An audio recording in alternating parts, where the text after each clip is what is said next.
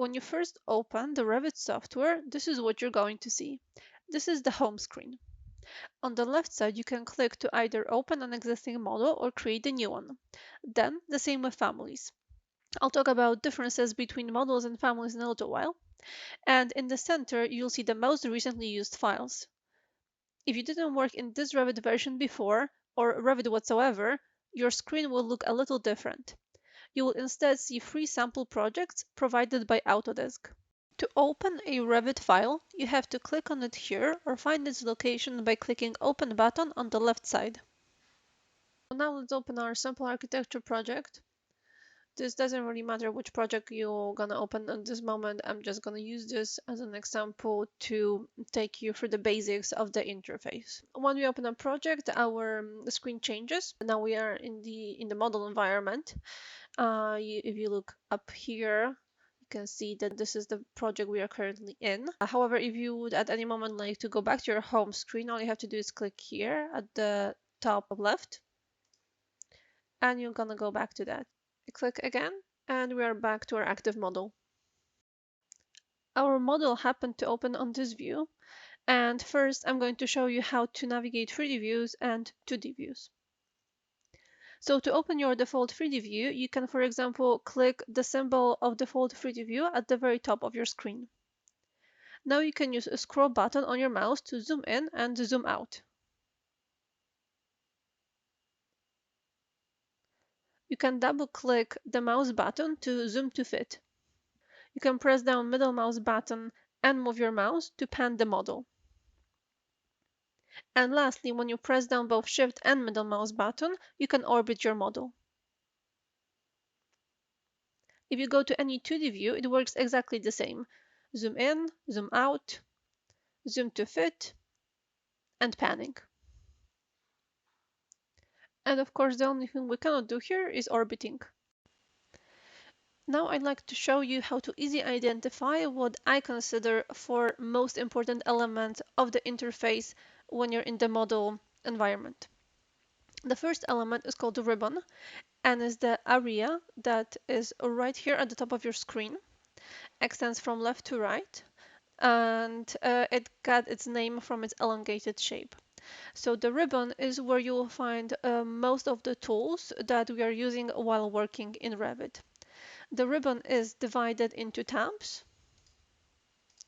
and tabs are divided into panels. You can see that panels are divided by these light gray lines. The second part of the interface is view area. View area is the main part of your screen where all your views show up. The third element of the interface is the properties window, and you can recognize it by looking at the top of the window. There's a name of it right here, and it's divided into two columns. The fourth element is the project browser. Again, the name shows up at the top of the window, and graphically it looks a little bit like a folder structure that you might have seen on your computer. If I right click, I can collapse everything and then expand the specific branches of the project browser. What's important to remember here is that your ribbon and your view area are two elements that will always look more or less the same and will always be in the same location. A ribbon can change its graphics a little bit if you click somewhere in this gray area. You can minimize elements of your ribbon, and to return it to its original state, you have to again double click.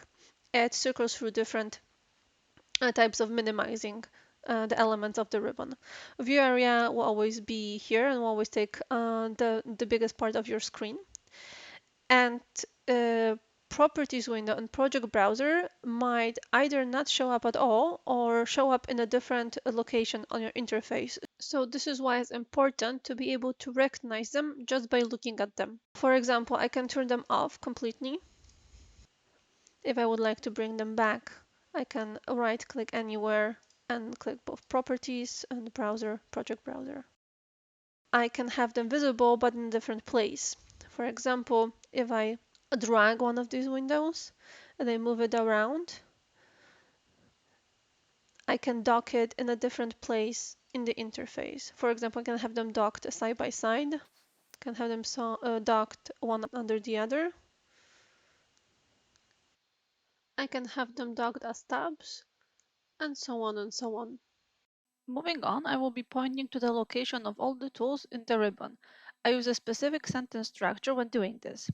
For example, if I want you to access Copy Tool, I will say, please go to Modify tab, Modify panel on the ribbon, and find Copy Tool.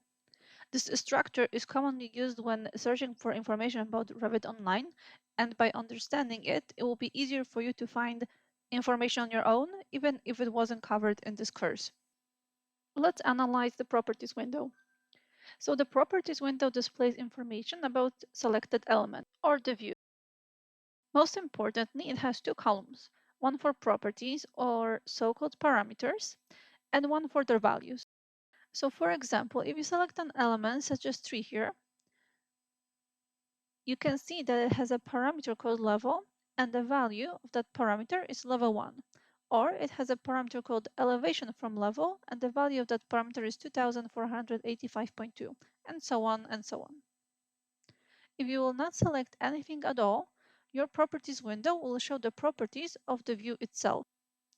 Here we have a parameter called view scale, and the value is 1 to 100. We have a parameter called detail level, and the value is medium. You can also use the properties window to change values of parameters. If I change the scale, you won't see much difference here. The difference of scale is probably better visible on sheets. So sheets are a representation of a physical print. Here we have, for example, a sheet that is A1 size, and we have this view here. It says it's a viewport, but if we activate, we can see that it's a view floor plan, and we have a scale 1 to 200. If I change it here, now we can see how the value of this parameter actually affects the view. And what you need to remember here is that we have also parameters without any values. We could just have something like a parameter placeholder without an actual value. Now all entities, all elements in Revit are called families, Revit families. And one of the most important aspects of families is the category. Every entity in Revit belongs to some category.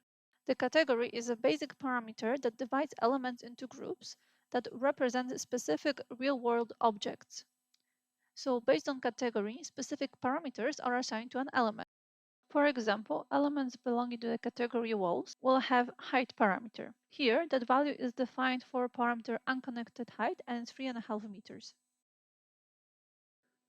The most important information that you need to retain here is where to look for the category of an element. So when we select an element, we can look at the properties window and the name of the category it belongs to is right here. In the properties window, it's right under type selector. This part is called type selector and we'll talk about this a little later. But basically this is where you look for when you want to find out the category of an element. So the category of this element is planting, category of this element is roofs, category of this element is topography, and so on and so on. It's important to know that all content in Revit is created by creating 3D models. In Revit, a view is a way to look at your building model from different angles. We essentially have one 3D model, but we can create unlimited amount of views from it. There are two types of views, 2D and 3D. Most relevant 2D views types are floor plans, ceiling plans, sections, and elevations. When you open a view, it will open as a tab and won't close automatically when you open a new one. This allows you to have multiple views open at the same time. To close all tabs except the active one, you can use the Close Inactive tool in the ribbon located in the View tab Windows panel. Another way to work with tab views is to arrange all open views into tiles. You can toggle between two options by using shortcuts WT for window tiles and TW for tab views. If you want to quickly circle through open views, press Ctrl plus Tab. To navigate to different views, such as elevations or floor plans, you can use the project browser or an annotation symbol. To open a view from the project browser, you have to find it at the last possible branch of the folder structure and double-click on it. Another way to open views like sections or elevations is by using annotation symbols placed on different views. If you find an annotation symbol representing elevation or section, you can double-click on it or right-click and choose Go to View option from the list. The View control bar is located at the bottom of the view area on the left side. There are several icons in the control bar, but today we'll be focusing on the first three. The first is the scale, which allows you to change the scale of the view. It's the same tool as the parameter view scale I explained before. When I change the value, it looks like drawing annotations are changing size, but they would actually retain the same physical size on the print. The second is detail level, where you can control the level of detail shown in the view. The options are coarse, medium, and fine. The third tool is the visual style, which determines how the view is presented graphically. Revit offers several visual styles, but the most commonly used one is 2D for 2D drawings is hidden line, as it looks most like typical engineering drawing. You can choose more elaborate style if desired. Just remember that displaying in some visual styles can slow down the software.